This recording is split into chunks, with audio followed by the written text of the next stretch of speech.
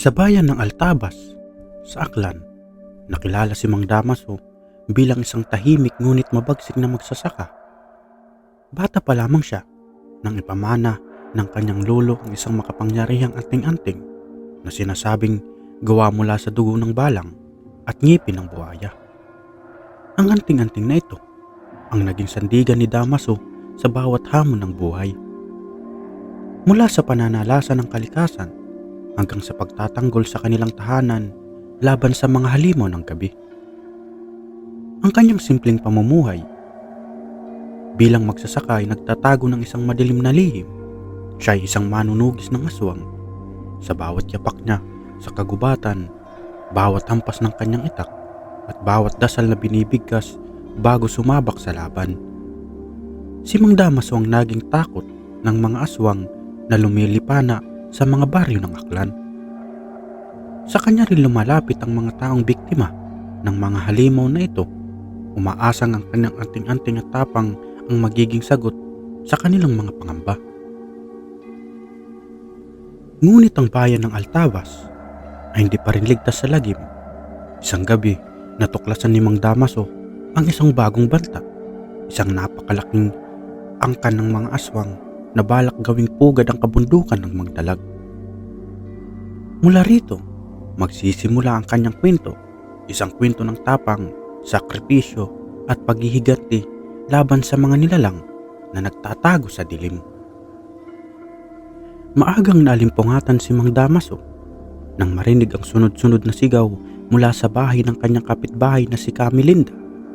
Sa ilalim ng malamlam na liwanag ng buwan, nakita niya ang mga alitaptap na tila nagwawala sa paligid ng bahay. Alam niyang may kakaibang nangyayari.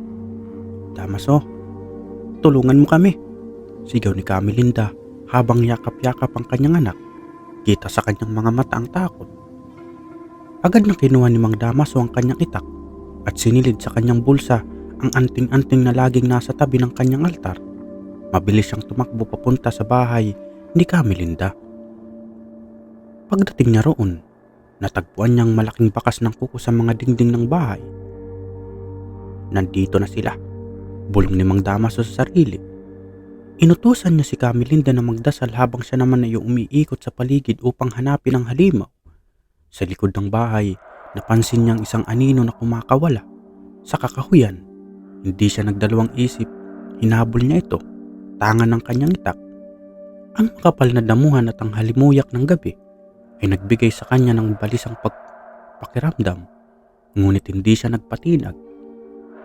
"Hindi kayo makakaalis ng buhay dito," sabi niya habang mahigpit na hinahawakan ang kanyang anting-anting.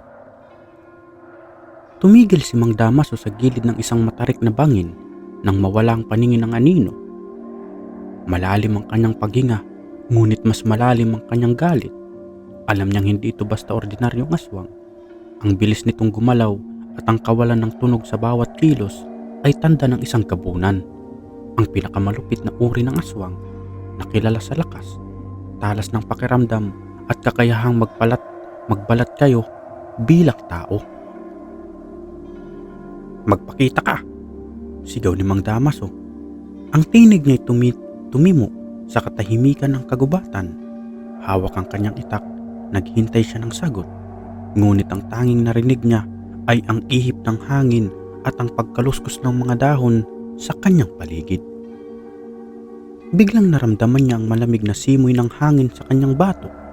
Mabilis siyang lumingon at nakita ang dalawang pula at nagliliyab na mga mata sa dilim. Ang gabunan ay nakatayo sa di kalayuan, matangkad, payat, ngunit halatang malakas. May mahaba itong kuko at matatalas na pangil na parang tigre. "Damaso, hindi mo ko kayang talunin," bigkas ng gabunan, ang boses nito'y malamig at dumadagundong. Ngunit hindi natakot si Mang Damaso. Umawak siya sa kanyang anting-anting, binulong ang dasal na iniwan ng kanyang lolo. "O Panginoon, iligtas mo ako sa mga nilalang ng kadiliman. Gawan mong matalas ang aking isip at matatag na aking loob." Sa isang igla, umatake ang gabunan.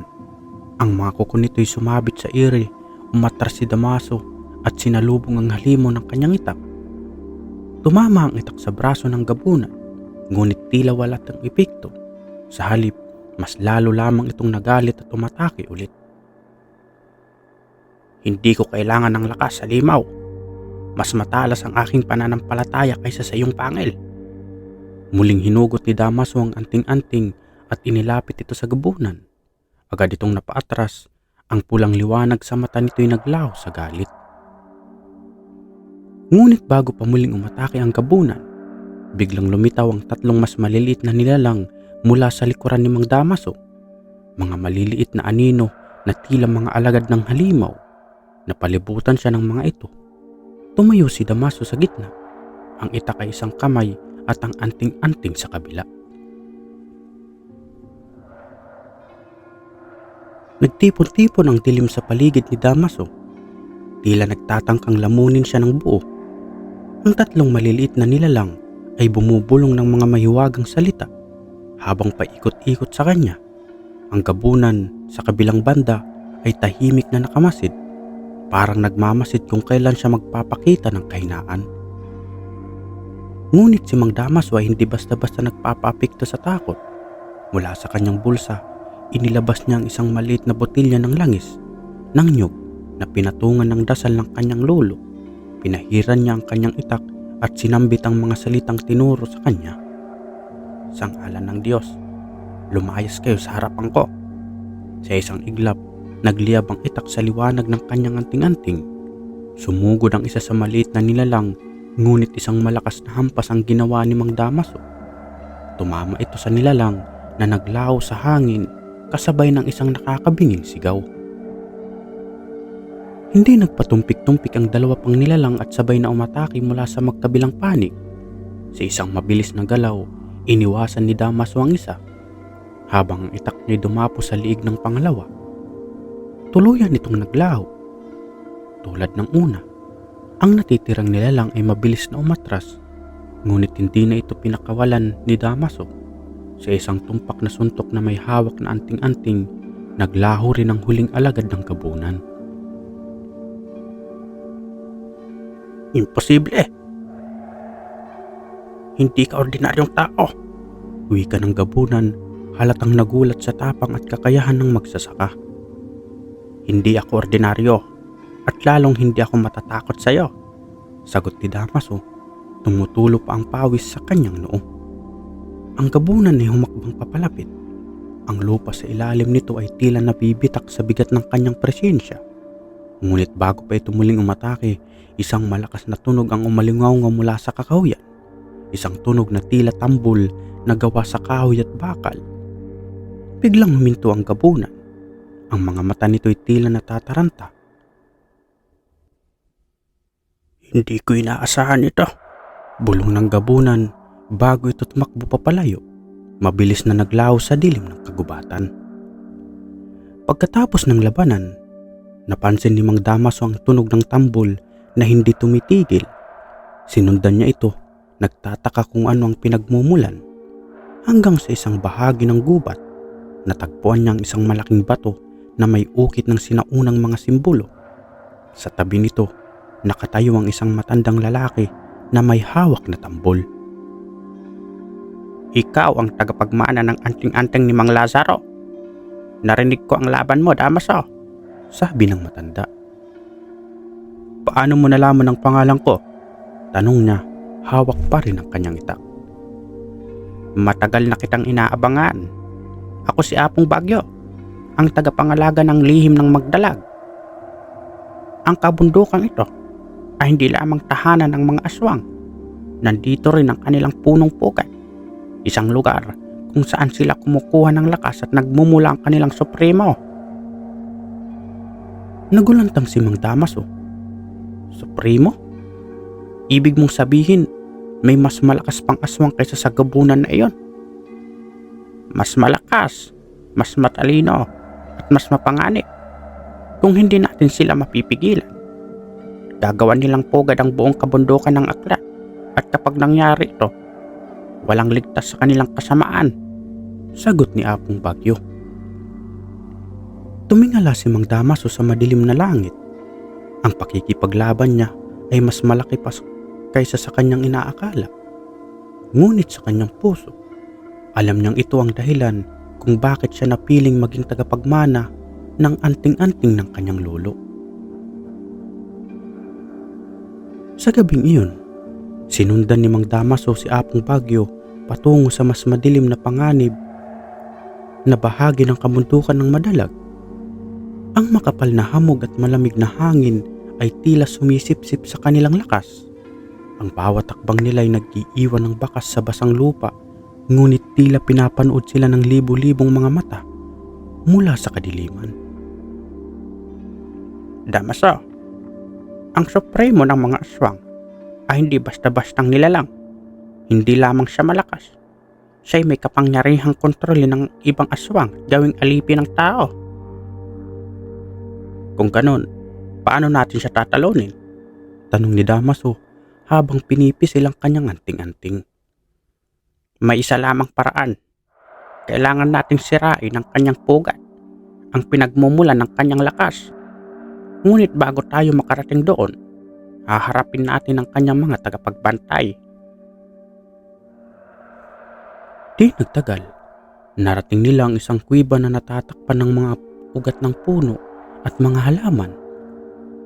Sa paligid nito, mayroong nakatayong 3 higanting nilalang, mga aswang na may anyong halimaw.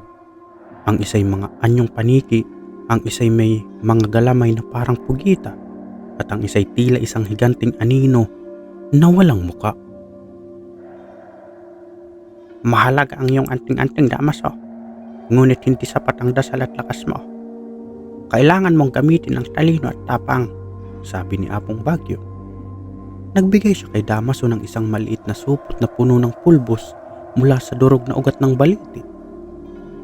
Itapon mo ito sa kanila kapag umatako sila. Hahadlangan nito ang kanilang galaw kahit sandali. Lumapit ang halimaw na paniki. Ang malalaking pakpak nito ay humahampas sa hangin, nagdudulot ng malakas na alon ng hangin na muntik nang itumba si Damaso at Apong Bagyo. Sa mabilis na galaw, binuksan ni Damaso ang supot ng pulbos at itinapon ito sa halimaw. Agad itong napaatras, ang mga pakpak nito'y tila nasunog. Sumunod ang halimaw na may galamay. Ang mga galamay nito'y pilit inaabot si Damaso. Ngunit gamit ang kanyang itak na pinahiran ng langis ng niyog, mabilis niyang pinutol ang isa sa mga ito. Napasigaw ang halimaw sa sakit at umatras papunta sa likuran. Ang huling halimaw, ang aninong walang muka, ay dahang-dahang lumapit. Tila sinisip-sip nito ang liwanag sa paligid. Nagdasal si Damaso, humawak ng mahigpit sa kanyang anting-anting at buong lakas na sumugo. Sa huling hampas ng kanyang itak, naglaho ang aninong halimaw. Ngunit hindi bago ito makapag-iwan ng isang malalim na hiwa sa kanyang braso. Pagkatapos ng laban, pumasok sila sa kuweba. Ang loob nito'y mas malamig at mas nakakatakot kaysa sa inaasahan ni Damaso. Ang mga dingding ay puno ng mga ukit na mistulang sinaunang ritual. Sa gitna ng kuweba, nakita nilang isang malaking altar na gawa sa mga buto. Narito ang pugad ng Supremo. Kailangan nating sirain ito bago siya magising ng tuluyan, bulong ni Mang Apong Bagyo. Ngunit bago pa man sila makalapit sa altar, biglang umalingaw-ngaw ang isang malalim na busis mula sa dilim. Malalakas ang loob ninyo na pumasok sa aking pugad,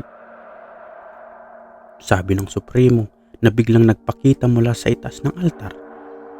Ang kanyang anyo ay higit pa sa inaasahan ni Damaso. Mataas, may mahahabang sungay at balat na mistulang bakal.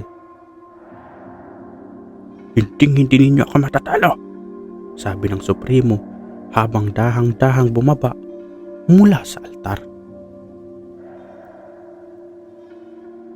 Sa gitna ng malamig at mapanglaw na kuweba, hinarap ni Mang Damaso at Apong Bagyo ang Supremo ng mga aswang. Ang paligid ay tila lumalalim ang dilim sa presensya ng nilalang at ang bawat takbang nito ay nag-iiwan ng panginginig sa lupa. Handa ka bang harapin ang katapusan, Mang Damaso? Tanong ng Supremo, ang boses nito'y tila tumatagos sa kaluluwa. Hindi ko kailanman uurungan ang isang tulad mo, sagot ni Damaso habang iniaangat ang kanyang itak na pinahira ng langis ng niyog.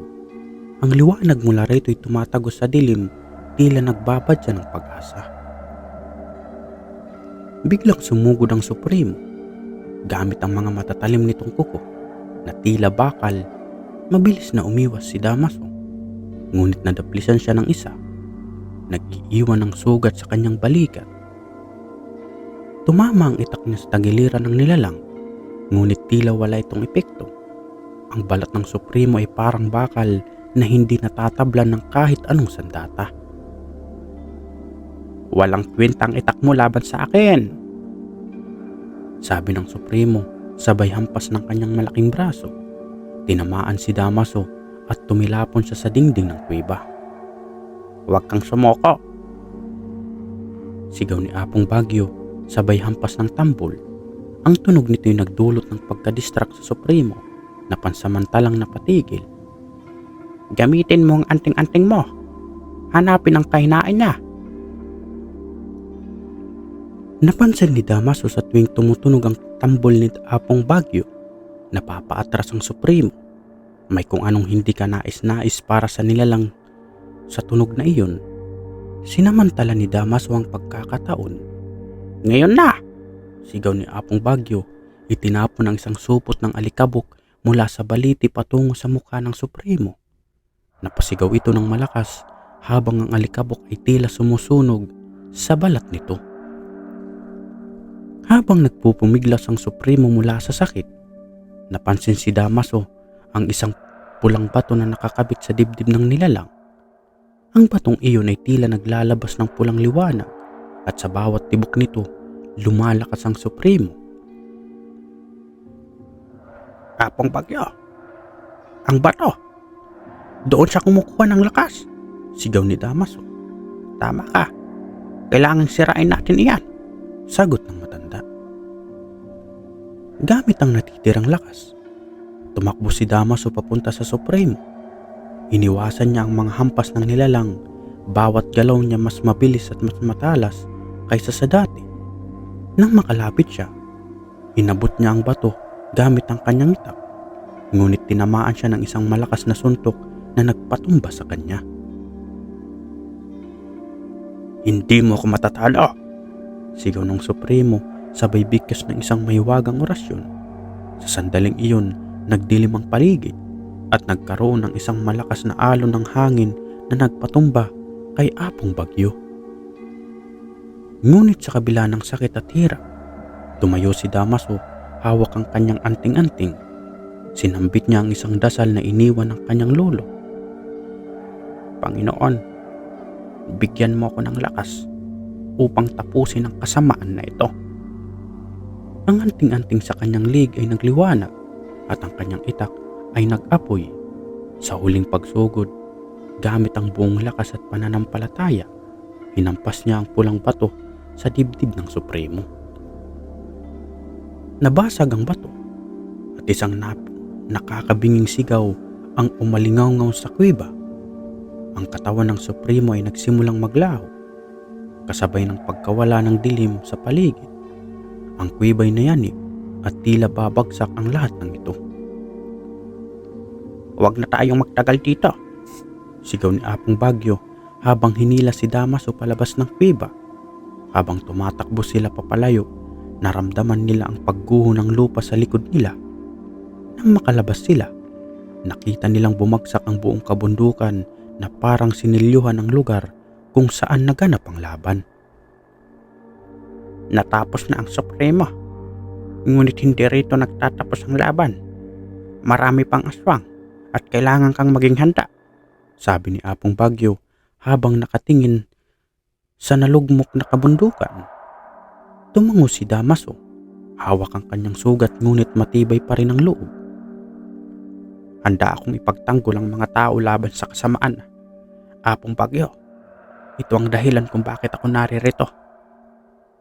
Mula sa kanyang supot, inilabas ni Apong Bagyo ang isang bagong anting-anting at iniabot kay Damaso. Ito ang magiging tanda ng iyong bagong tungkulin. Ikaw na ngayon ang bagong tagapagbantay ng madalag. Habang sinusuot ni Damaso ang anting-anting, naramdaman niya ang kakaibang lakas at tapang na dumaloy sa kanyang katawan. Alam niyang marami pang laban ang darating, ngunit handa na siya. Pagbalik ni Mang Damaso sa kanilang baryo, sinalubong siya ng mga tao na nagkakaisa sa galak at pasasalamat. Ang balita ng pagbagsak ng Supremo ng mga aswang ay mabilis na kumalat at tinuturing si Damaso bilang bagong bayani ng kanilang lugar.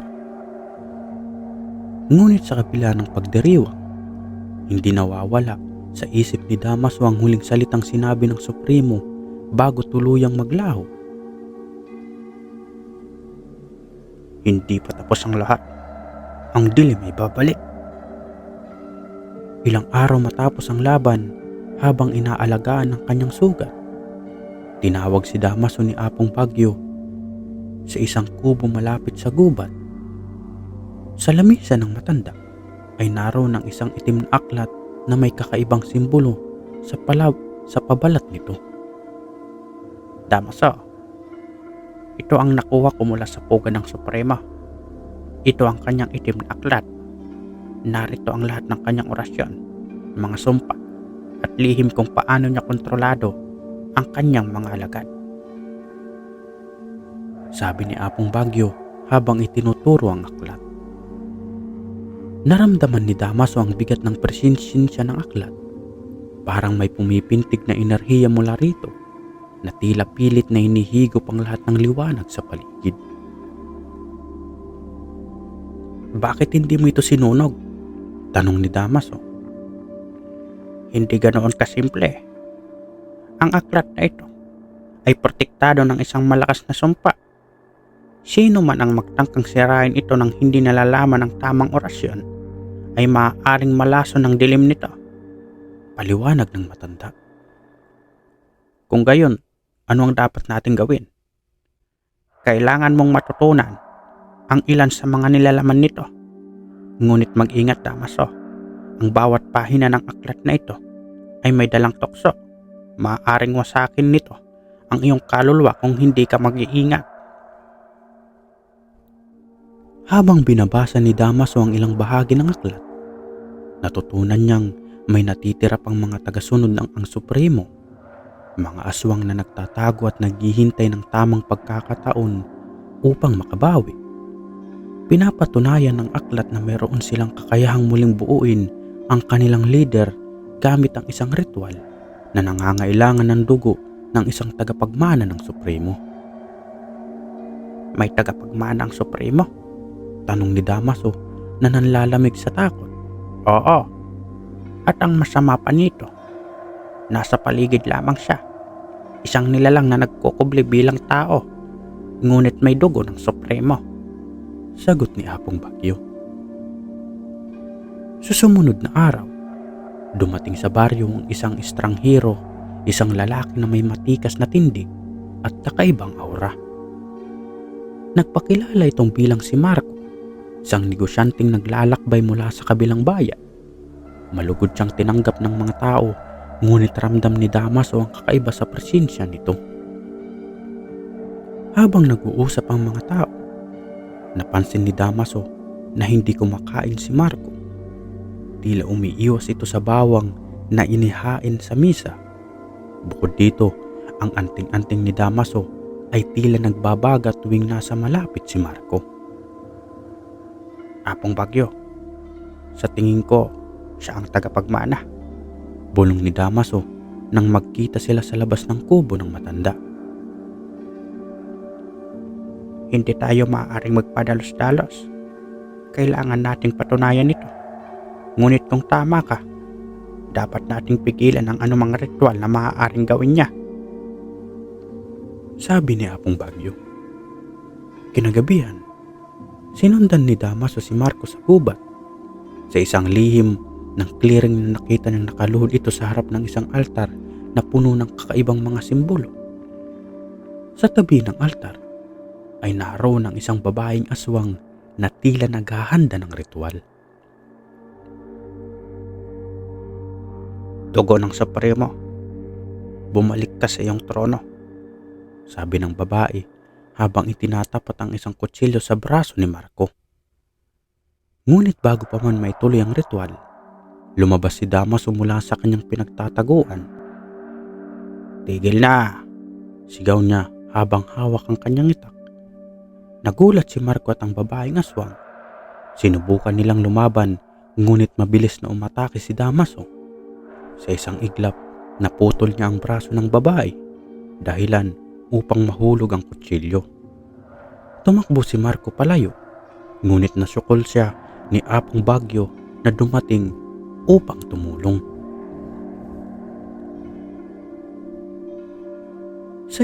Sa interogasyon, inapin ni Marco ang kanyang lihim.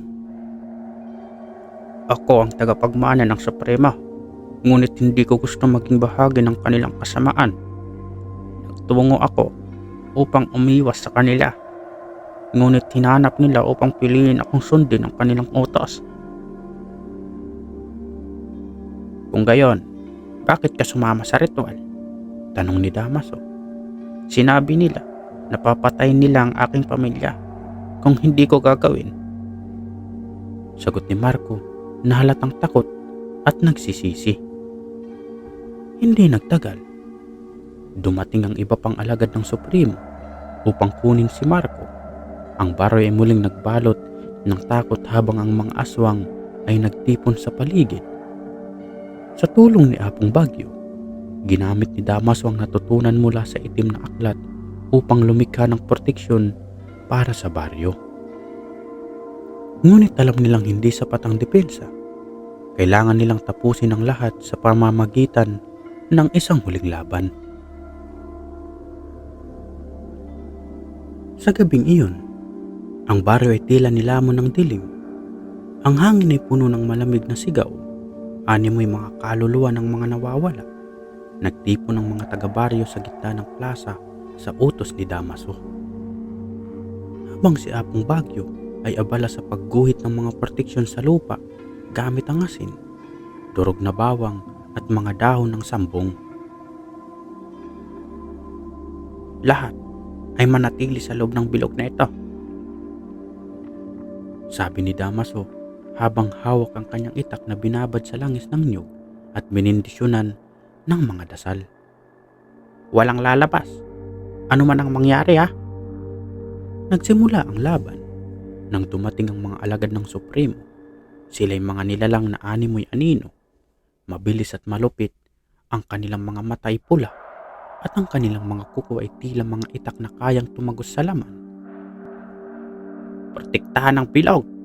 sigaw ni Damaso habang inaatake ang unang aswang na tumalon papasok.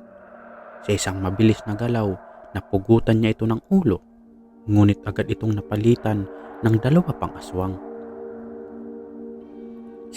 Si Apong Bagyo naman ay umaawit ng mga sinaunang orasyon, nagdulot ng pagkahinto sa ilan sa mga nilalang. Tumigil ang ilan sa gitna sa pagkatakbo, nangingisay at naglaho sa alikabok. Ngunit kahit na may depensa, unti-unting napansin ni Damaso na lumalakas ang mga alagad ng Supremo. Ang kanilang bilang ay tila walang katapusan, at ang mga tao sa loob ng bilog ay nagsisimula ng magpanik. Sa gitna ng kaguluhan, lumapit si Marco kay Damaso. "Hayaan mo akong tumulong," sabi niya. "Hindi kita mapagkakatiwalaan," sagot ni Damaso, ngunit napansin niya ang determinasyon na mukha ni Marco. "Kung gusto ko silang tulungan, matagal ko nang ginawa, pero gusto kong tapusin ito. Gusto kong mabuhay bilang tao, hindi bilang isang halimaw," sagot ni Marco. Sa wakas, pinayagan siya ni Damaso. Gumamit si Marco ng kaalaman mula sa mga ritual ng Supremo upang makahanap ng kahinaan ng mga aswang. "Ang kanilang lakas ay nagmumula sa isang tangke ng dugo sa ilalim ng lupa. Kailangan nating sirain iyon," sabi ni Marco. Habang patuloy ang laban sa baryo, si Damaso, Marco at Apong Bagyo ay nagtungo sa kagubatan upang hanapin ang tangke ng dugo. Dinala sila ng aklat ni Apong Bagyo sa isang kuweba na puno ng mga inscription at simbolo ng kadiliman. Sa loob ng kuweba, tumambad sa kanila ang isang malaking tangke na puno ng dugo. Nasa gitna nito ang isang altar na yari sa itim na bato.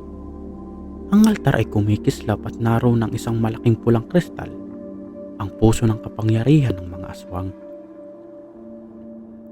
"Sirain natin ito," sabi ni Damaso, ngunit nung subukan niyang hampasin ang kristal gamit ang kanyang itak, isang malakas na enerhiya ang tumilapon sa kanya palayo. "Hindi ito basta-basta masisira. Kailangan nating gamitin ang tamang orasyon," sabi ni Apong Bagyo. Habang binibigkas ni Apong Bagyo ang orasyon, dumating ang mga natitirang alagad ng Supremo upang ipagtanggol ang kanilang tangke. Napilitan sina Damaso at Marco na labanan sila. Ngunit sa gitna ng labanan, nasugatan si Marco ng malubha. "Huwag niyo akong alalahanin. Ang mahalaga ay matapos na ito," sabi ni Marco habang tinutulungan niya si Damaso na sugatan ng mga aswang. Nang tuluyang mabuksan ni Apong Bagyo ang tangke ng dugo, nagpasya si Marco na isakripisyo ang kanyang sarili. Tumalon siya sa tangke dahilan upang sumabog ang kristal at sunugin ang lahat ng natitirang dugo. Sa pagsabog ng kristal, naglaho ang mga aswang na nasa baryo. Ang kanilang mga sigaw ay nawala sa hangin at ang langit ay muling lumiwanag. Lumuhod si Damaso sa harap ng natitirang abo ni Marco. "Hindi kita makakalimutan," bulong niya. Si Apong Bagyo ay tumingin sa paligid na para bang may hinahanap. "Ang dilim ay nawala, ngunit ang bantay hindi tuluyang tapos. Marami pang tulad nilang nagtatago." Sa kabila ng tagumpay, alam ni Damaso na marami pang laban ang darating. Itinago niya ang natitirang bahagi ng itim na aklat na nagpasyang sanayin ng mga kabataan sa baryo upang maging handa sa anumang bagong banta. "Hanggat may naniniwala sa kabutihan, ang dilim ay hindi kailanman magtatagumpay," sabi niya habang pinagmamasdan ang mga tao sa baryo. Ngunit sa malayo, sa anino ng kagubatan, may mga matang nagmamasid, tanda ng bagong panganib na darating. Lumipas ang ilang araw matapos ang tagumpay laban sa Supremo at sa kanyang mga alagad. Bumalik ang katahimikan sa baryo. Ngunit nararamdaman pa rin ni Damaso ang bigat ng mga naganap. Sa kabila ng kanilang tagumpay, alam niyang hindi pa tapos ang laban. May mas malalaking banta na paparating. Isang umaga, habang nag-aararo si Damaso sa bukirin, napansin niya ang isang estranghirong dumating sa baryo. Ito ay isang matandang lalaki na nakaitim na balabal. May bitbit na tungkod na may ukit ng mga simbolo ng sinaunang albularyo. "Ako si Matandang Kael. Narinig ko ang iyong nagawa laban sa Supremo.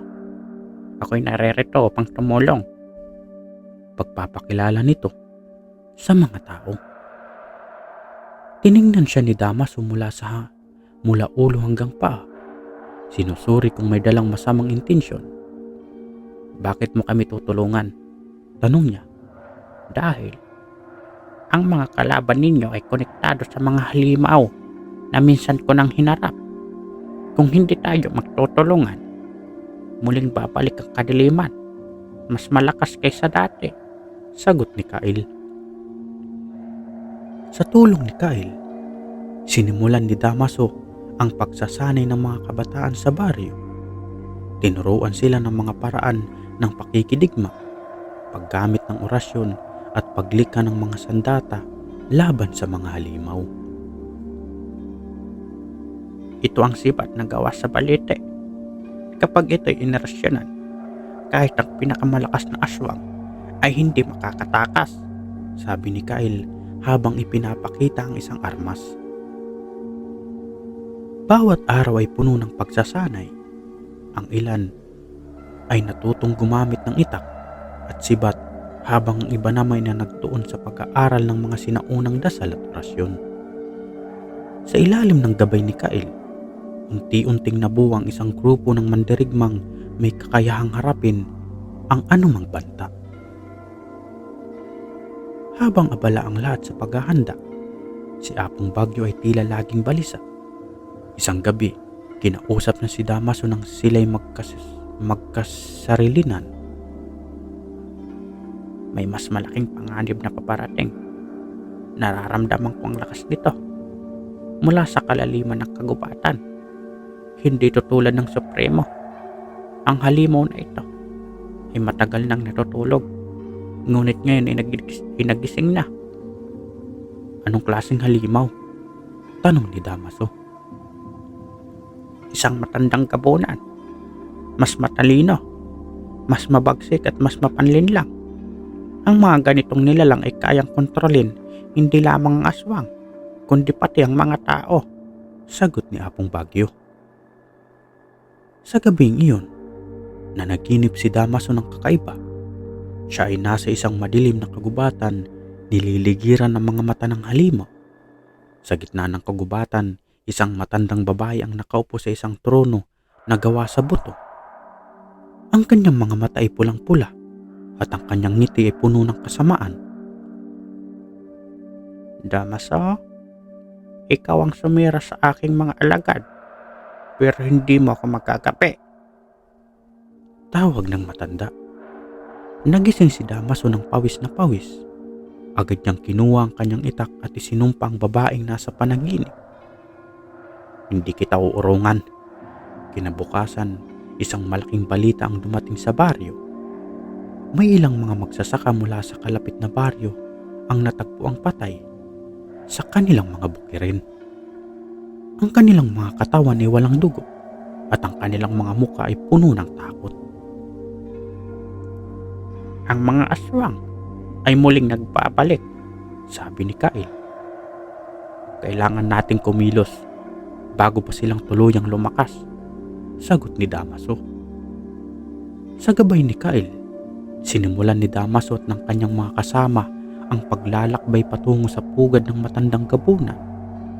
Ang daan ay puno ng panganib, mga bitag ng mga aswang, mga nilalang ng kagubatan at ang malamig na presensya ng halimaw. Hindi ito magiging madali. Ngunit kung tayo'y magtatagumpay, may iwasan natin ang pagbagsak ng ating baryo, sabi ni Kyle. Sa bawat takbang, ramdam ni Damaso ang bigat ng responsibilidad sa kanyang balikat. Ngunit sa kabila nito, alam niyang hindi siya maaaring umatras. Sa huling bahagi ng kabanata, natagpuan nila ang isang malalim na kuweba na nagtatago sa ilalim ng isang matandang puno ng paliti. Ito ang pugad ng matandang gabunan. Handa na ba kayo? Tanong ni Damaso sa kanyang mga kasama. Tumango sila. Hawak ang kanilang mga sandata at ang kanilang tapang.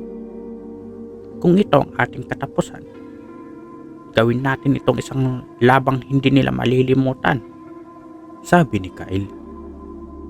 Sa pagpasok nila sa kuweba, nagsimula ang mas madilim at na bahagi ng kanilang laban, ang harapin ng halimaw na mas matalino at mas makapangyarihan kaysa sa lahat ng kanilang nakaharap noon.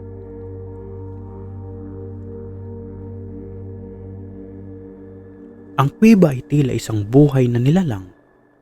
Ang bawat yapak ni Damaso at ng kanyang mga kasama ay nagbubunga ng mabibigat na tunog na umaalingaw sa paligid. Ang hangin ay malamig at puno ng amoy na nabubulok na laman. Ang dingding ng kuweba ay may mga ukit na mga simbolong mistikal, mga palatandaang nagbababala sa kanila ng paparating na panganib. Mag-ingat kayo. Ang kuweba na ito ay isang bitag mismo, sabi ni Kyle habang hawak ang kanyang tungkod na kumikinang sa ilalim ng liwanag ng kanilang mga lampara. Habang naglalapad silang ng dahan-dahan, biglang nagbago ang ihip ng hangin. Mula sa dilim, lumitaw ang mga nilalang sa kalahating anyang tao, kalahati halimaw. Ang kanilang mga mata ay nagliliyab sa pula at ang kanilang mga kuko ay tila mga espada. "Gabunan!" sigaw ni Apong Bagyo. Isa-isa silang umatake, mabilis at walang habas. Nag-umpisa ang labanan. Si Damaso, gamit ang kanyang itak na orasyonan, ay nagawang sugatan ng ilan sa kanila. Ngunit ang mga sugat ng gabunan ay mabilis na naghihilom. "Damaso, tamaan mo ang kanilang mga puso. Doon sila mahina!" sigaw ni Kyle. Sumunod si Damaso at tinarget ang dibdib ng unang gabunan na umatake. Sa isang malakas na galaw ng kanyang itak, tumagos ito sa puso ng halimaw na nagdulot ng malakas na sigaw bago ito natunaw sa hangin. Matapos mapuksa ang unang grupo ng mga gabunan, napadpad sila sa isang malawak na silid sa loob ng kuweba. Sa gitna nito, may isang malaking trono na yari sa mga buto ng tao. Sa trono ay nakaupo ang matandang gabunan, ang pinuno ng lahat ng mga halimaw. Ang kanyang anyo ay nakakatakot, matangkad, payat, ngunit makapangyarihan.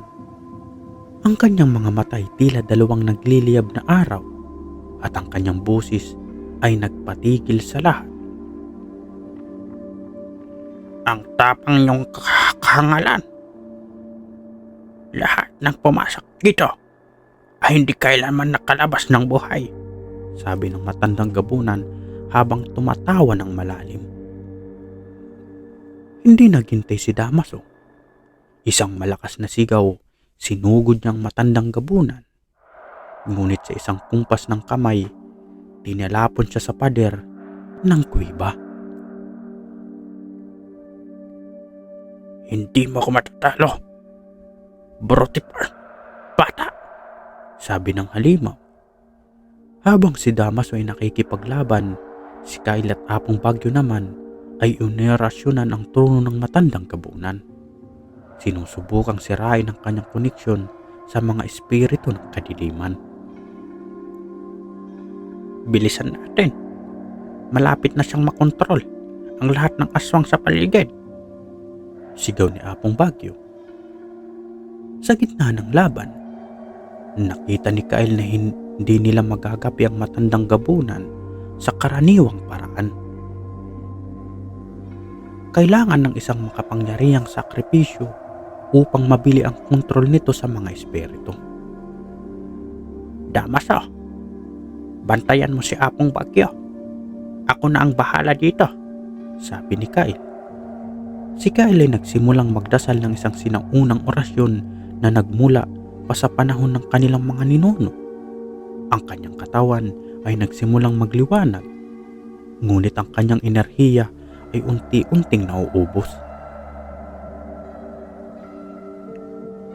"Hindi mo magagawa ito!" sigaw ng matandang gabunan, ngunit huli na.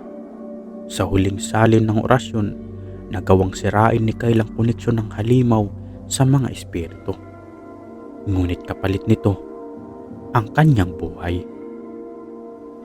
Nang mawala ng kapangyarihan ang matandang gabunan, lumapit si Damaso at tumaga ito ng malakas gamit ang kanyang itak.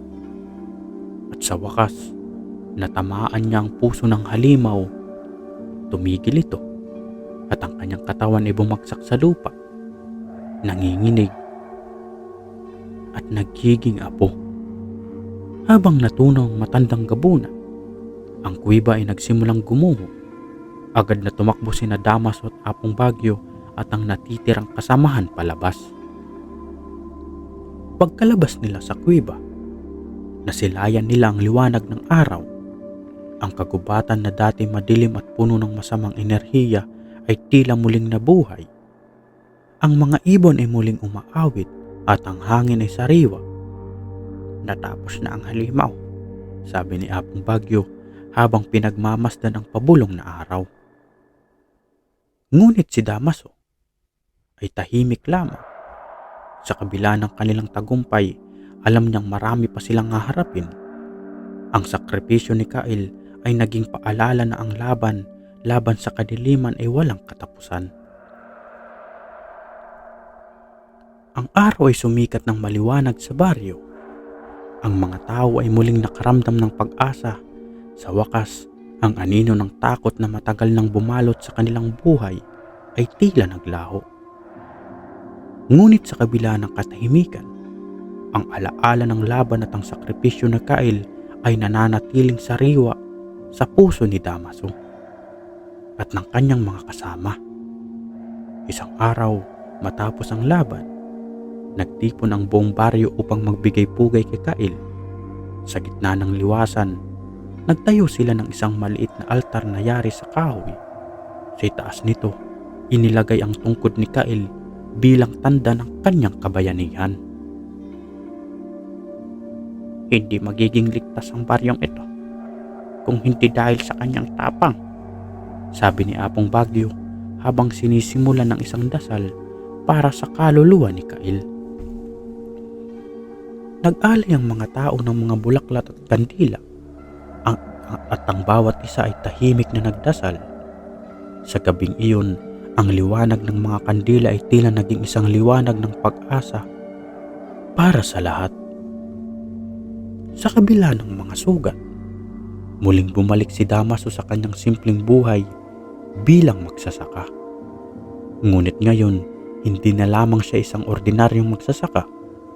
Siya na ngayon ay tinuturing ng tagapagtanggol ng baryo, ang antingirong manunugis ng mga halimaw. Hindi ko ito magagawa ng mag-isa. Lahat tayo ay may tungkuling ipagtanggol ang ating lugar, sabi ni Damaso sa mga kabataang nagsasanay sa ilalim ng kanyang gabay. Nagtuloy-tuloy ang kanilang pagsasanay. Ang mga kabataan ay natutong gumamit ng itak, sibat at iba't ibang klase ng orasyon. Naging masanda sila kaysa dati at ang alam nilang hindi na nila hahayaang muling masakop ng dilim ang kanilang lugar. Isang araw, habang nag-aararo si Damaso sa kanyang bukid, naramdaman niya ang kakaibang simoy ng hangin. Sa di kalayuan, nakita niyang isang grupo ng mga estranghero na naglalakad patungo sa baryo. Ang kanilang mga mata ay tila wala sa tamang diwa at ang kanilang kilos ay parang hindi natural. Damaso, may paparating na naman, sabi ni Apong Bagyo na tumakbo upang balaan siya. Hindi pa man tuluyang natatapos ang kaguluhan, hito na naman ang bagong banta. Hindi tayo maaaring magpahinga, sagot ni Damaso habang hawak ang kanyang itak. Kung ano man ang paparating, haharapin natin ito. Sa muling pagsisimula ng laban, alam ni Damaso na ang natutunan nila mula sa laban sa matandang gabunan ang magiging sandigan nila upang mapanatili ang kapayapaan. Ang baryo ay muling nabuhay, ngunit nanatili ang pagiging mapagbantay ng lahat. Ang gabing iyon ay nagmistulang paalala na ang laban sa kadiliman ay hindi natatapos. Ngunit sa bawat araw na dumadaan, ang tapang ni Damaso at ng kanyang mga kasama ay naging sagisag ng pag-asa para sa mga susunod na henerasyon. Wakas. Maraming salamat po sa inyong lahat, mga kaibigan at tagapanood, sa pagtatangkilik at pagsubaybay sa kwentong ito. Ang bawat takbang ng ating mga karakter at ang kanilang laban sa dilim ay hindi magiging posible kung wala ang iyong suporta. Naway nagbigay ligaya, takot at aral ang bawat kabanata ng kwentong ito. Hanggang sa muli, sana ay patuloy ninyong tangkilikin ang mga susunod pang kwento na magdadala ng takot, kaba at excitement sa inyong mga puso. Huwag kalimutang mag-subscribe, mag-like at mag-comment para sa inyong mga reaksyon at suhestensyon. Maraming salamat at mag-ingat palagi.